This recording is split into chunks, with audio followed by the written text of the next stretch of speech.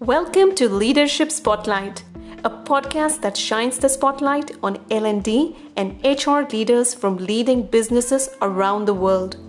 Learn the ins and outs of everyday leadership, what it means to be a leader, and all the learning and skilling that goes into making a successful leader that you would like to follow. So lean in and lead on.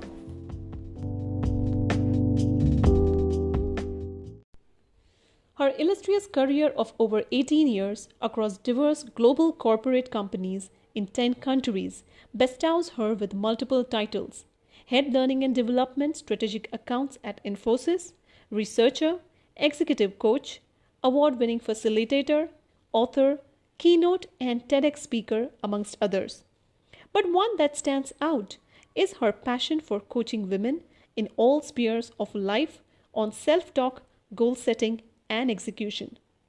That's Divya Amarnath in a nutshell. An alumnus of Columbia University, Divya is a talent and leadership development leader who walks the talk on people development in her professional and personal life.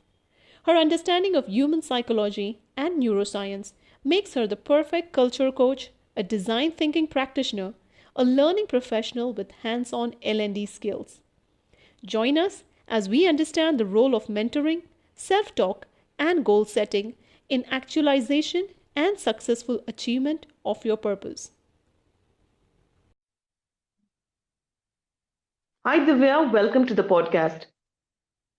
Thank you so much, Pranjali. Pleasure being here. I'm super excited to be talking about a topic that's so close to my heart and yours too, I know. But more than that, I'm just stoked to have you with us today. And that's exactly where I want to start. Your career journey and your passion discovery for learning and development, women coaching in particular. Sure, absolutely. Well, I started with a career with a degree in hotel management. And so I started my career in hotels with the Oberoi Group. And it was a fun and a fantastic team that I worked with at that point of time. Nearly, yeah, this was 99, 2000. And a team that allowed for even uniforms for women and men to be the same back in the day. Our pay scale was the same. Our job responsibilities were the same. It was fantastic to have a foundation like that. From there, I chose to do my MBA because I wanted to study HR. I realized that my interest in training was increasing, and that's how I chose to study a little bit. I came out of my MBA program and worked with an HR consulting firm called Adecco People One. From there, I joined HSBC and the HSBC Bank. And the last almost 12 years now, I've been with Infosys in the learning and development space. This entire space of working with people, training, was something that I think nurtured for me with the amount of investment of time and energy made by my parents in my own learning journey through, even before my career, I'd say through childhood.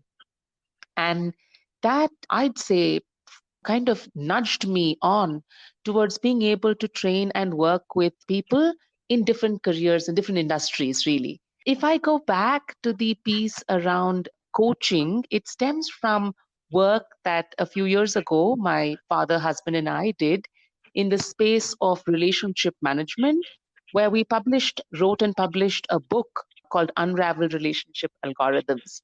And that book came about really because I realized I was in a privileged space, learning and development as an industry vertical with so much of access to a variety of mentors, teachers, speakers around the world, and two fantastic people in my own home to whom I could, approach with areas that I was struggling, quick coaching conversations, etc. And I realized I wanted to offer some of that ability, knowledge, experience to people around. So learning and development really has been a journey for me.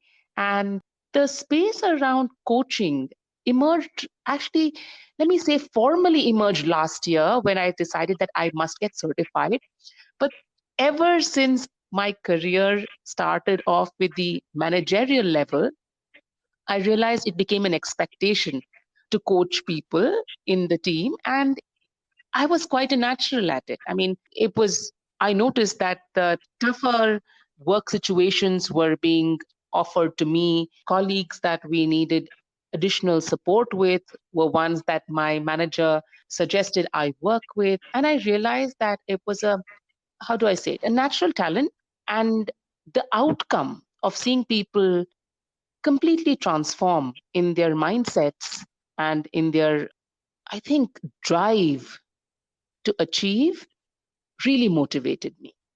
It was last year that I started my ICF journey, my certification journey. And I noticed that more and more in the corporate space, for sure, in the private space as well, in the entrepreneurship space as well, there were so many women who had areas of self doubt and even with dreaming had put in self-inflicted barriers.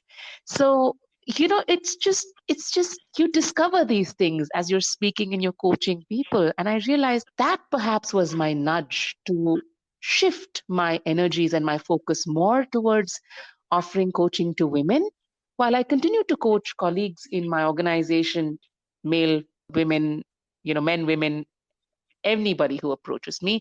But my natural proclivity towards offering this for women kind of has been growing on me now.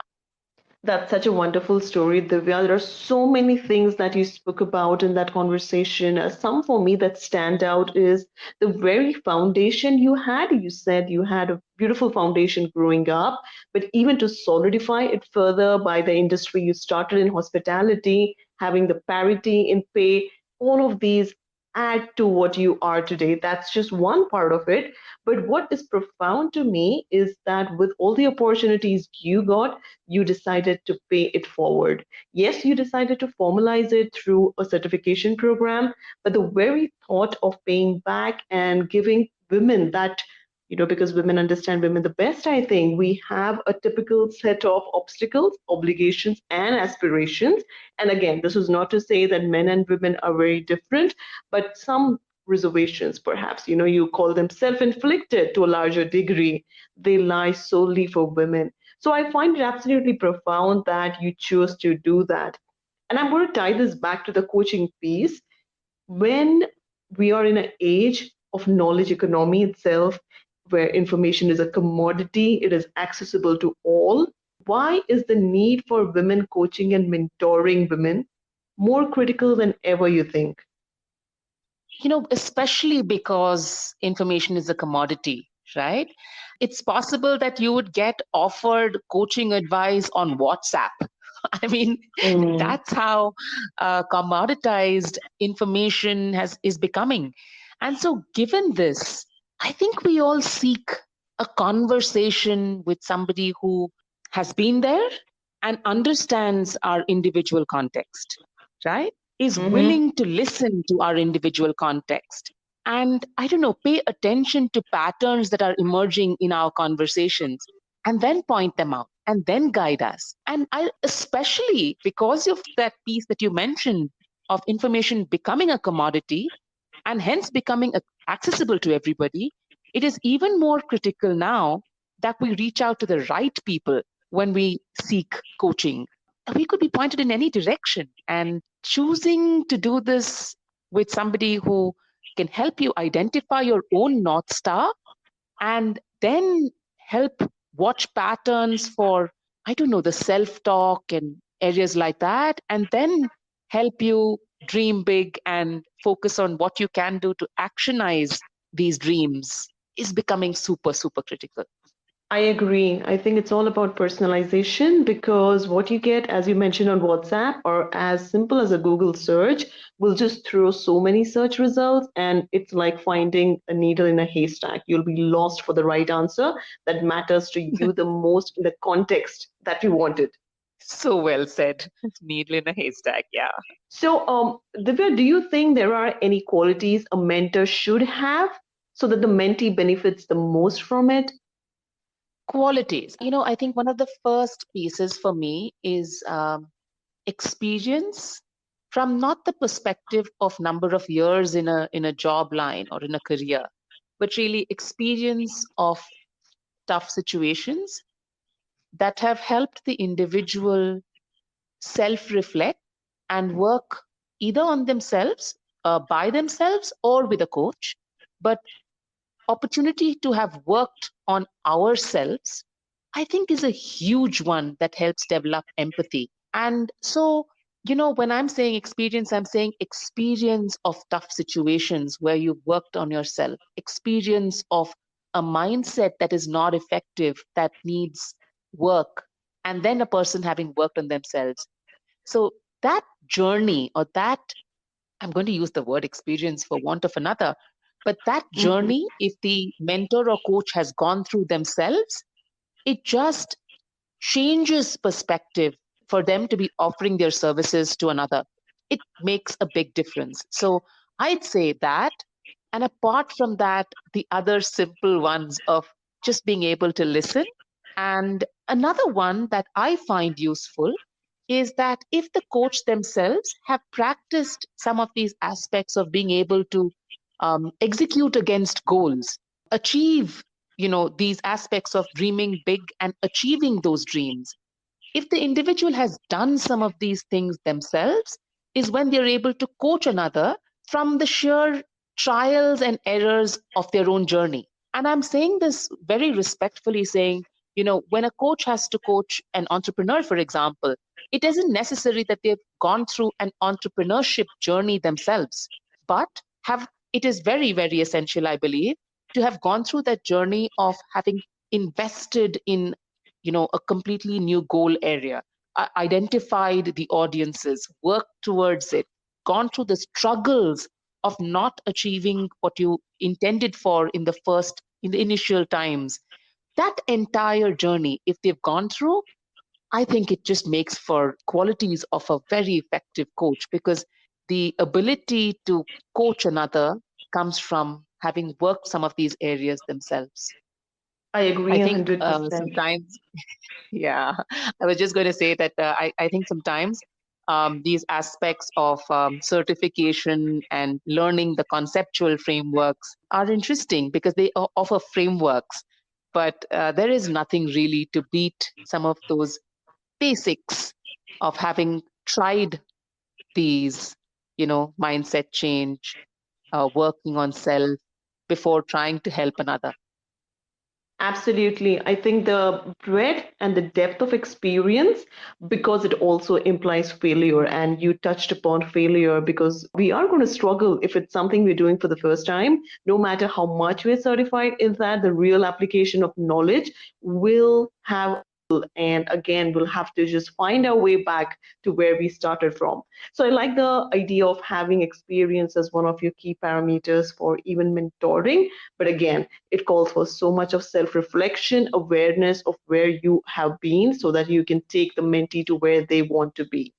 That when you're speaking about failure, I remember that for me, in the year 2017, December, my son was a little guy, and Mm-hmm. I was encouraging him to take a class on robotics. And he said, no, no, no, I don't want to do it. And when I asked him why, he said he was afraid he would fail in the robotics exam that would possibly Mm-hmm. happen after the class.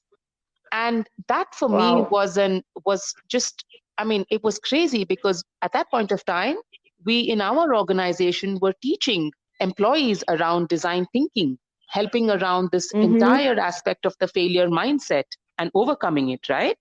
So in Mm-hmm. 2018, my son and I took, it was funny, but we took on a goal of having to try and fail at least 10 things in the year 2018.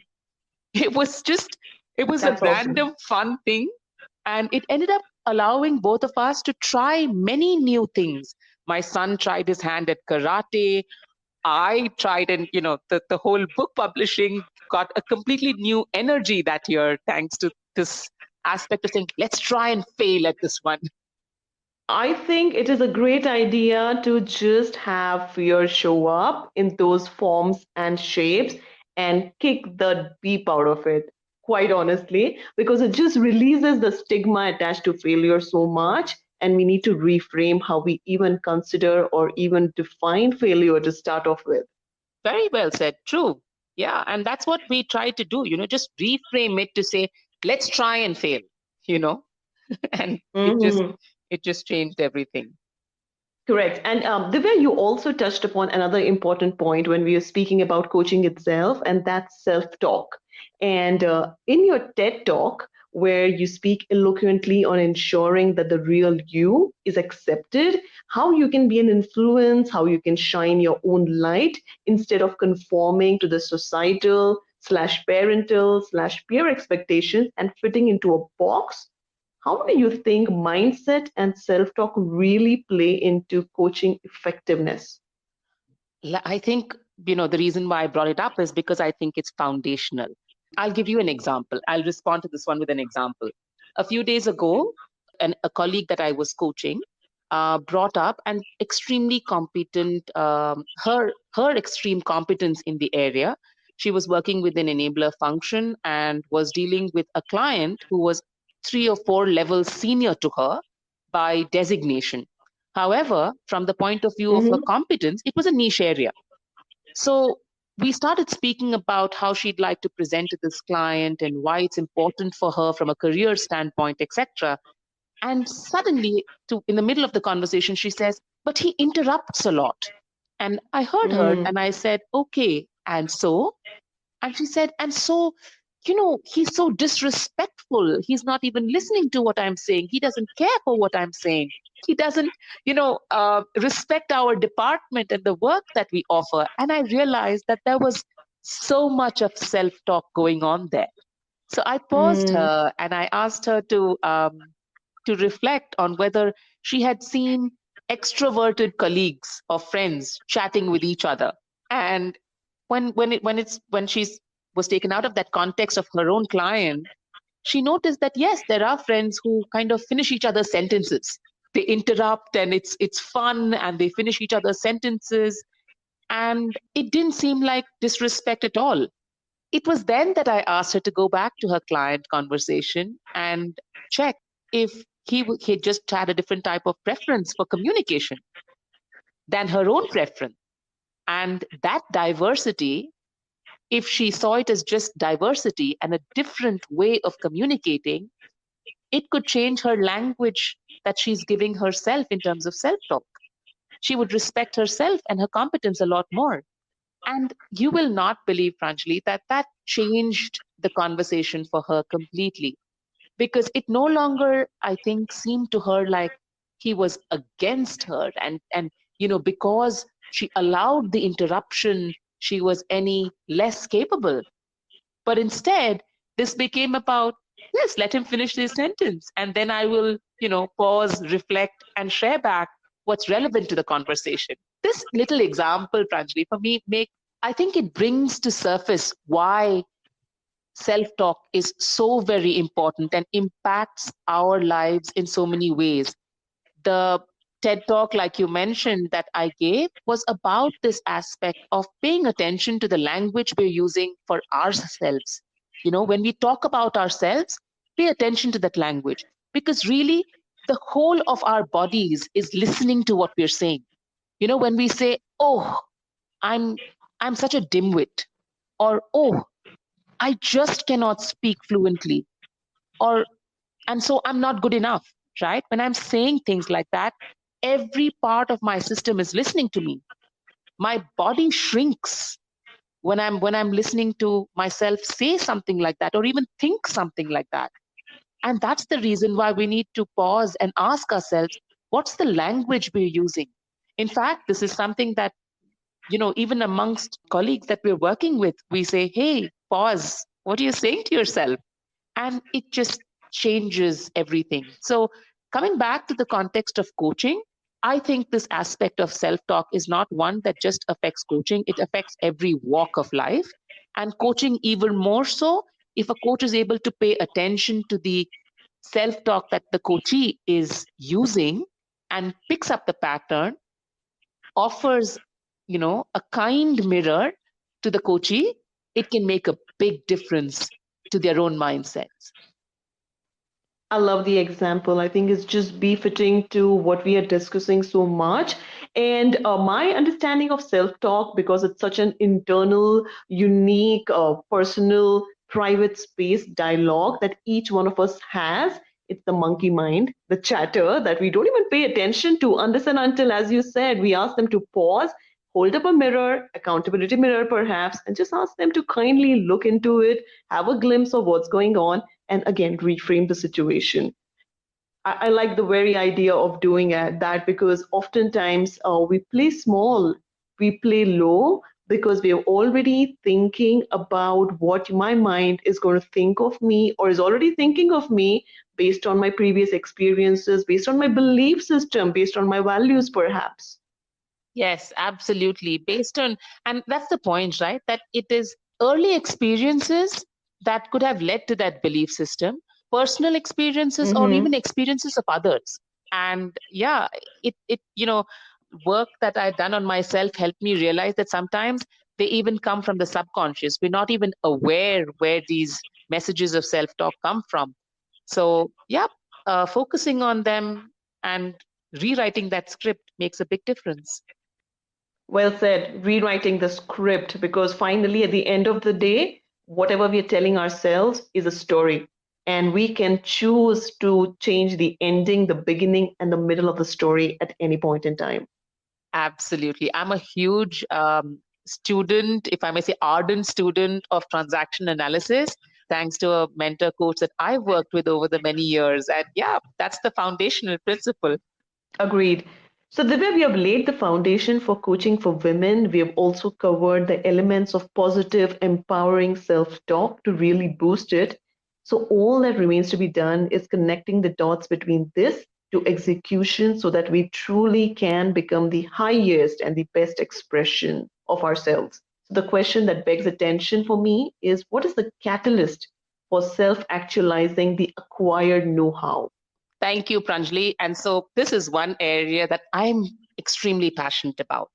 Years ago in my L&D career, I had the opportunity to do some work around execution in my organization. And I realized that the basics, like actions that need to be done, etc., are so simple, and yet we get lost in them. So, one of the areas that I focus on, and is a strength that I focus on as far as coaching is concerned, is the entire area of goal setting and execution.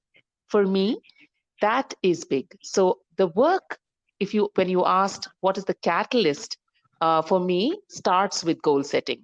I personally have been one that follows this mantra thanks to encouragement from my family.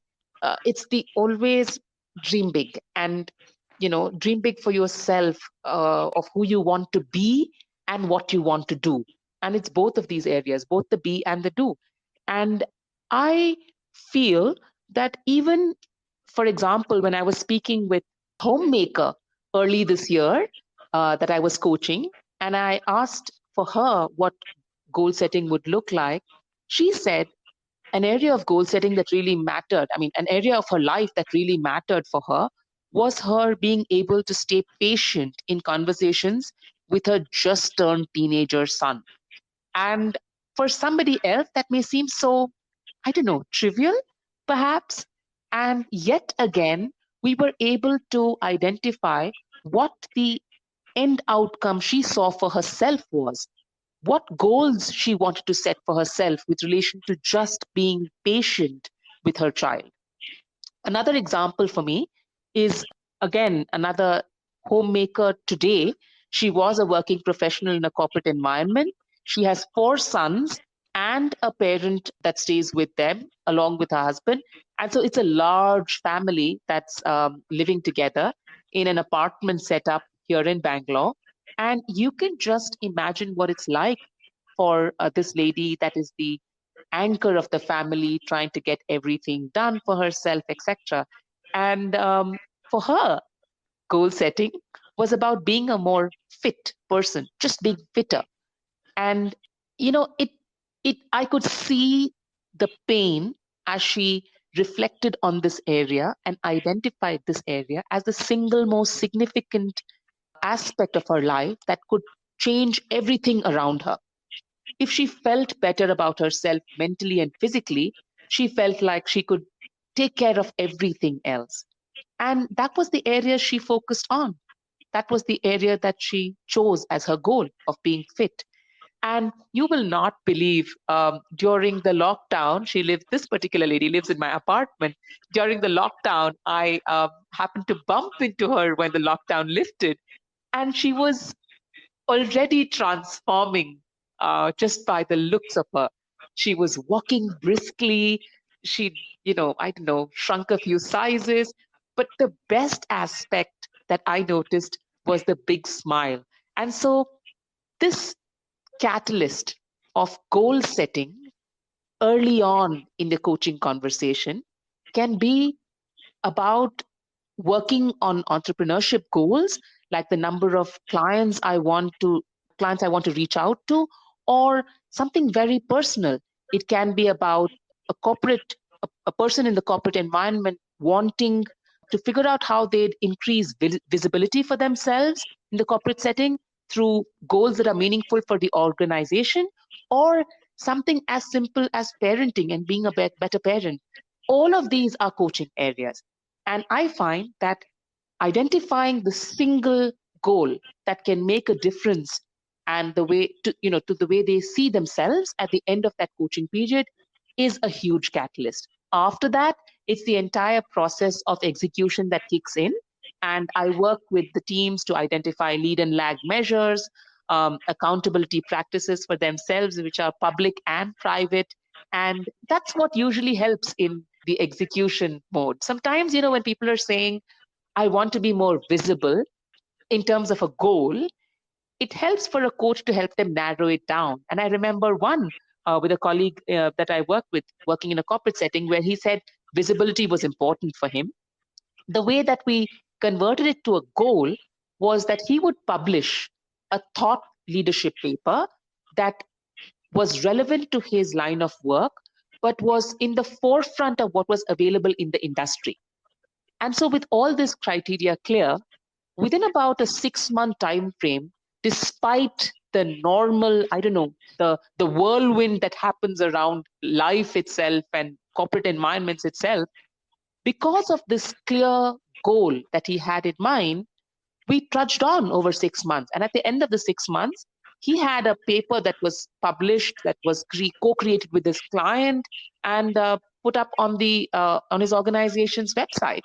So yeah, that's the long answer to your short question on catalyst: goal setting and very, very focused execution methodology. Very well said, Divya. I think we all need a clear direction, because oftentimes we are in the moment, or we are in motion of going somewhere, but without being clear of the very goalpost. And James Clear, the author of a very famous book called Atomic Habits, and then another book called Goal Setting, gives an analogy of rudder and an oar. And just to quickly tell you what it means, he says the rudder in a boat gives you a direction in which you should be headed, and the oar is what actually makes the progress. So this is where goal setting and execution marry to give you the outcome that you want to achieve. Absolutely. Yes, Atomic Habits is a good one.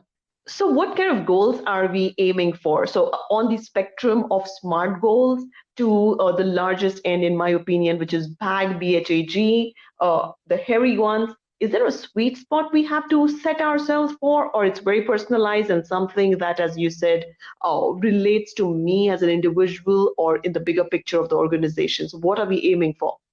For me personally, it's a variety.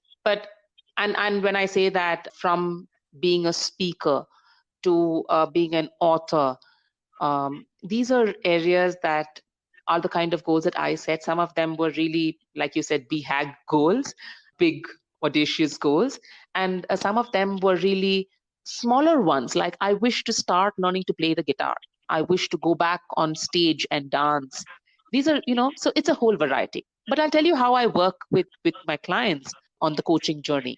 The first one, or maybe a couple of conversations, are discovery conversations, where I invite the coachee to talk about what matters to them. And with a little bit of probing and nudging and questioning, It helps them arrive at what matters to them in the moment, in the present moment. I truly believe that that sweet spot is arrived at based on what matters to the individual in that moment. And that really sets us on in the coaching journey. So there is no one way to do it.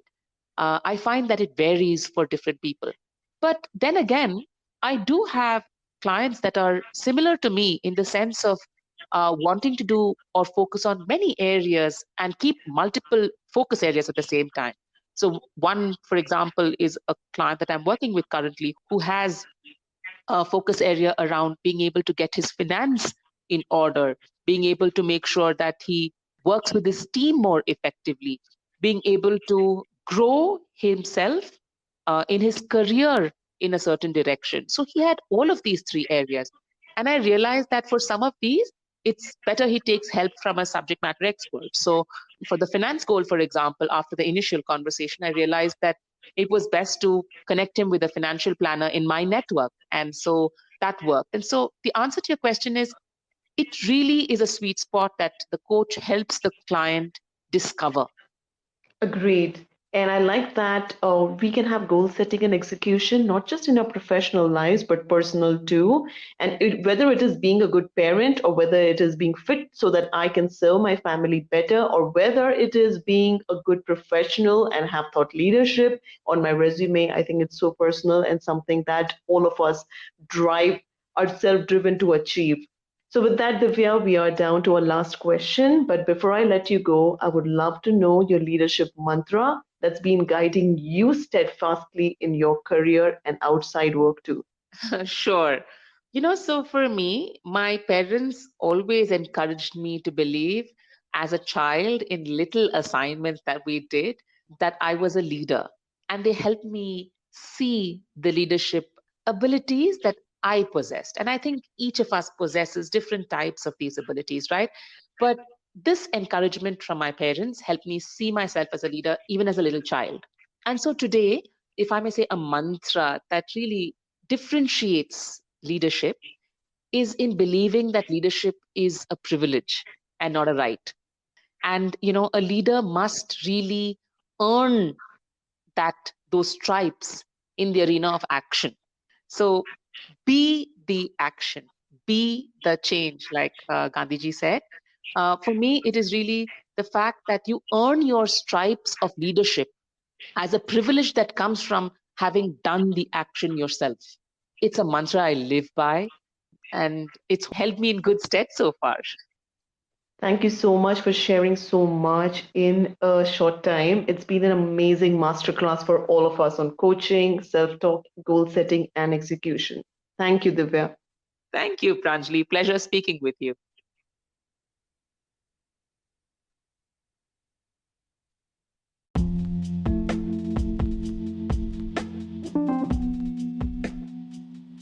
Thank you for tuning in to Leadership Spotlight.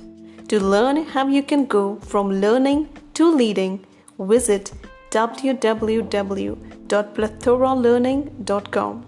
See you next time.